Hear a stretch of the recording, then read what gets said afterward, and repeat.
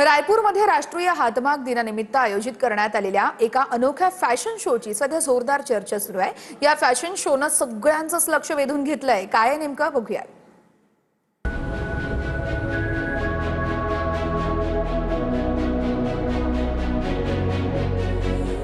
एकेकाळी छत्तीसगडच्या दंडकारण्यात हातामध्ये बंदुका घेऊन हिंसाचार करणाऱ्या महिला नक्षलवाद्यांना आता आत्मसमर्पण केल्यानंतर नवी ओळख मिळाली आहे।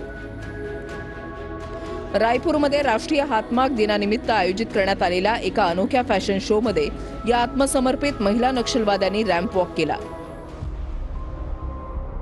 या रॅम्प वॉकच्या माध्यमातून त्यांनी त्यांच्यामध्ये झालेल्या परिवर्तनाचं आदर्श उदाहरण भारतीयांसमोर ठेवलंय। छत्तीसगडचा बस्तर जिल्हा आणि त्याच्या आजूबाजूचा परिसर हा नक्षलवाद्यांचं दंडकारण्य म्हणून ओळखला जायचा।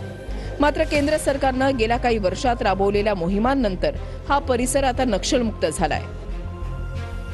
सुरक्षा दलांच्या कठोर कारवाईनंतर अनेक नक्षलवाद्यांनी आत्मसमर्पणाची भूमिका घेतली आणि हातातील शस्त्र खाली ठेवली। छत्तीसगड सरकारकडून यातील आत्मसमर्पित महिला नक्षलवाद्यांसाठी कौशल्य विकास आणि पुनर्वसनाचे उपक्रम राबवले जात आहेत।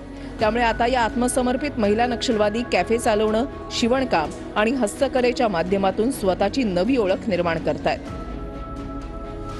परिवर्तनानंतर त्यांना पुन्हा एकदा समाजापुढे आणण्यासाठी रायपूरमध्ये विशेष फॅशन शोचं आयोजन करण्यात आलं होतं। यामध्ये काही प्रोफेशनल मॉडेल्स सोबत या महिलांनीही रॅम्प वॉक केला।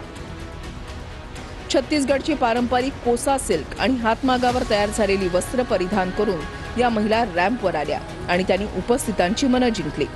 धन्यवाद देती हूँ कि इस कल्चर को यहाँ पे उपस्थित रखा, बस्तर के लोग को आके यहाँ पे कार्यक्रम में शामिल किया और परफॉर्मेंस का मौका दिया। धन्यवाद सर आपके लिए। बस्तर सुकमा जिला से पुनर्वास में आई हूँ। मैं रायपुर पहले बार आई हूँ।